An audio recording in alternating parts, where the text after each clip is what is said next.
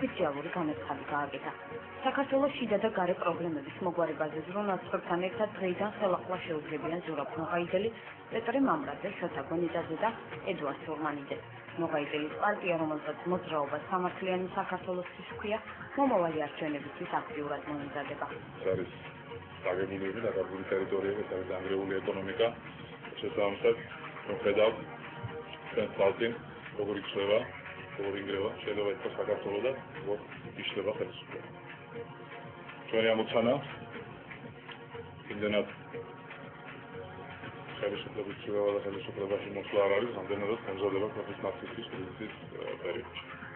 ჩვენ ამას ყველანი ვხედავთ, ხელისუფლება პრაქტიკულად თვითონ აკეთებს ყველაფერს იმისათვის, რომ დაიშალოს და დაინგროს ჩვენს ხალხს.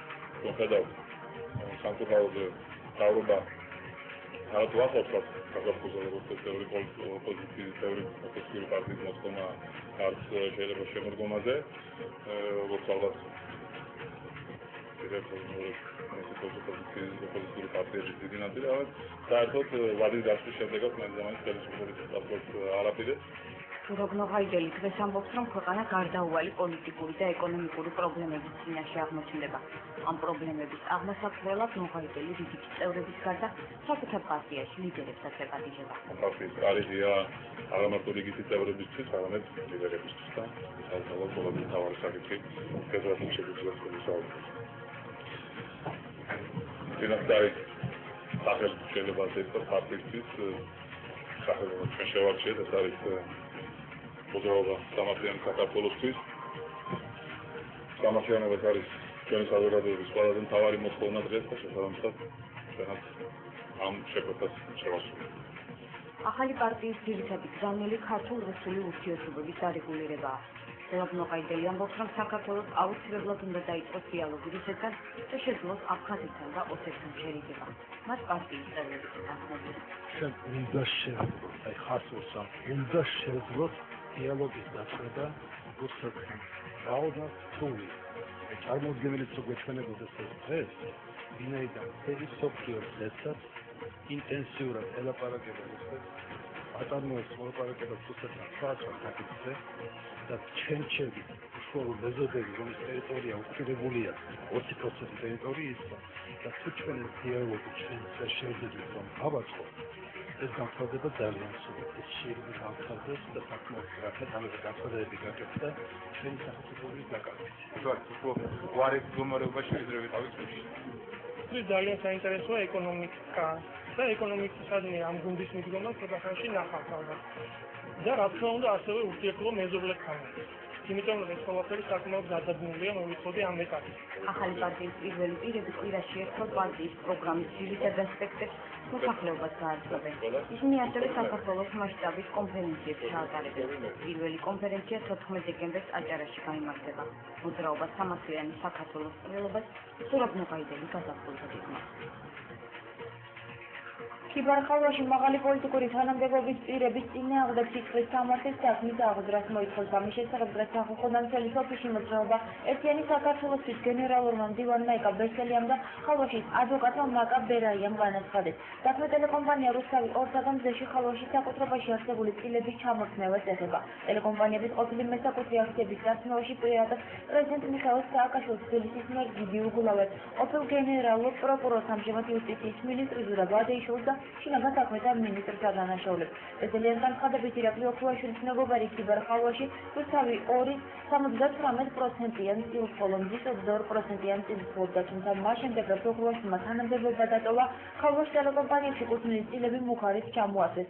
ბესელიას თქმით, ხალვაშის სახელმწიფო კანცელარიაში დაიბარეს და წილები საქართველოს ინდუსტრიალ ჯგუფზე და შპც გეოტრანსზე გადააფორმებინეს. მისი თქმით, გამოძიება უნდა დაიწყოს სისხლის სამართლის კოდექსის 332 მუხლის მიხედვით და საქართველოს პარლამენტში ფაქტების მოკვლევის მიზნით შეიქმნა საგამოძიებო კომისია. მნიშვნელოვანია საზოგადოება მისწოდეს, როგორ მოხდა ტელეკომპანია რუსთავი 2 და ტელეკომპანია მზის წილების გადაფორმება, თავის დროზე როგორ მოხდა ამ წილების ერთი მესაკუთრიდან მეორე მესაკუთრის ხელში გადაცემა და ყველაზე მნიშვნელოვანი ქიბარხალვაში, რომელმაც შეიტანა საჩივარი პროკურატურაში და იგი ასახელებს ქვეყნის მაღალი პოლიტიკური თანამდებობის პირებს, მათ შორის მიხეილ სააკაშვილს, პრეზიდენტს, რომელსაც აწესებს მისაკუთრებაში არსებული ტელეკომპანია რუსთავიორისა და მის წილების უკანონო დანაშაულებრივი გზით ჩამოთვლილობიდან საკითხებია, რომელიც უნდა შეისწავლოს პროკურატურამ და პარლამენტმა ფრაქციები გამოიჩენენ ინიციატივას, რომ შეიქმნას საპარლამენტო კომისია,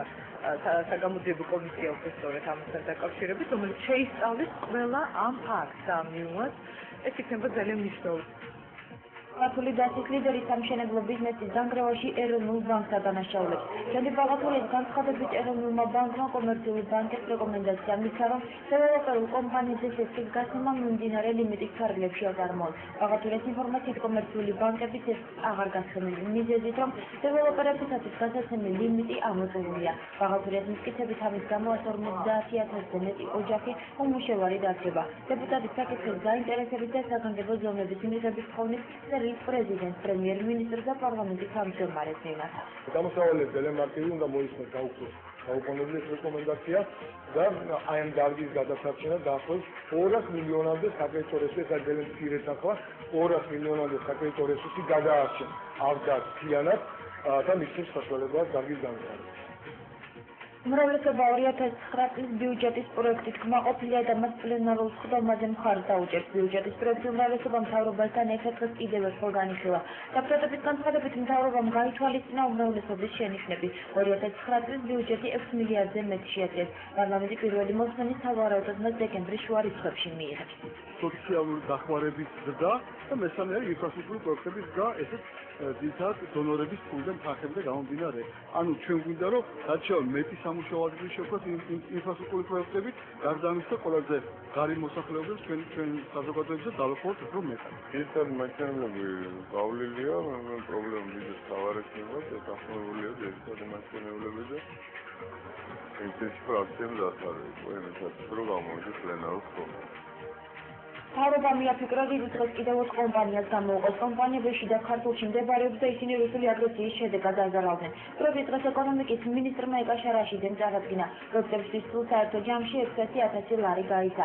თანხები ამ საწარმოების განვითარებას მოხმარდება მათი მფლობელების ესეთ აღებული თანხით, სხვადასხვა დანადგარების შესყიდვას, წარმოების გაფართოებას და აგრესიის შედეგად მიყენებული ზარალის ანაზღაურებას გეკმავს. შიდა ქართლიდან როგორც ვიცით საომარი მოქმედებების შედეგად კომპანიებმა მიიღეს გარკვეული ზარალი და იმისთვის, რომ ჩვენ ყველანაირად დავეხმაროთ, რომ რაც შეიძლება სწრაფად აღდგეს ეკონომიკური აქტივობა ამ რეგიონში, ჩვენ წარმოგიდგენთ ეს 4 პროექტს.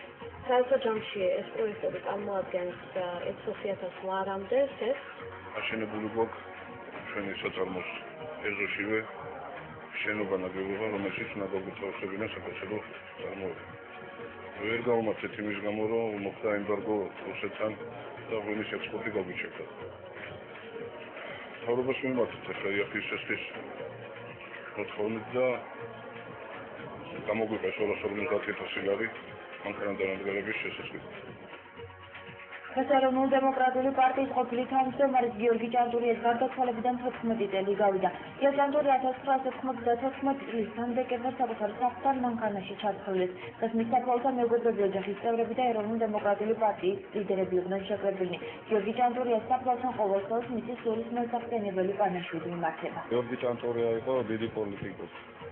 90-იან წლებში საქართველოს პოლიტიკურ ცხოვრებაში არ იყო საკითხი, რომელიც მისი მონაწილეობის გარეშე არ გადაწყვეტილიყო და მათ აქტიური მონაწილეობა არ მიიღო და ის არა მარტო იდეების მატარებელი იყო, არამედ ამ იდეების განტარებელი და ძალიან მნიშვნელოვანია პოლიტიკოსისთვის.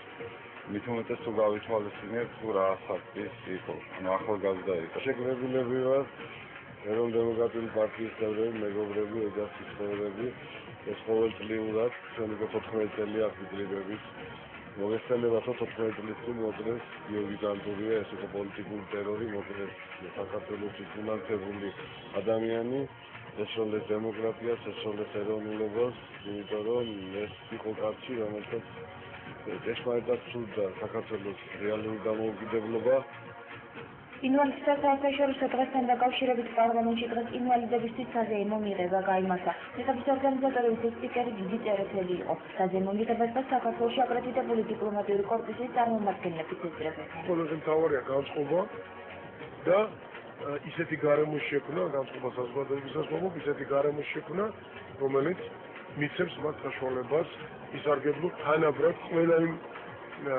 სიკეთით, იმ გარემოთი, მეგობრული გარემოთი, ხელისშემწყობი გარემოთი, სწორედ ინვალიდთათვის, რომელსაც ქმნის საზოგადოება და ქმნის სახელმწიფო. მოხდა ჩვენი სოციალური ინტეგრაციის კონცეფციის ერთი მოსმენით მიღება პარლამენტში პლენარულ სხდომაზე. ამ კონცეფციამ მომავალში უნდა განსაზღვროს ძლიერ სახელმწიფო პოლიტიკა და ხედვა ინვალიდობისადმი. ერთობლივად უნდა შევიბრიშავოს სტრატეგიული გეგმა სამოქმედო, ახლოს 6 წლის განმავლობაში ხელისუფლება დადევს ამ გეგმას, ამ გეგმის მიხედვით უნდა ვიბრიშავოთ იმისათვის, რომ გათანაბრდეს შესაძლებლობები, ადამიანებისათვის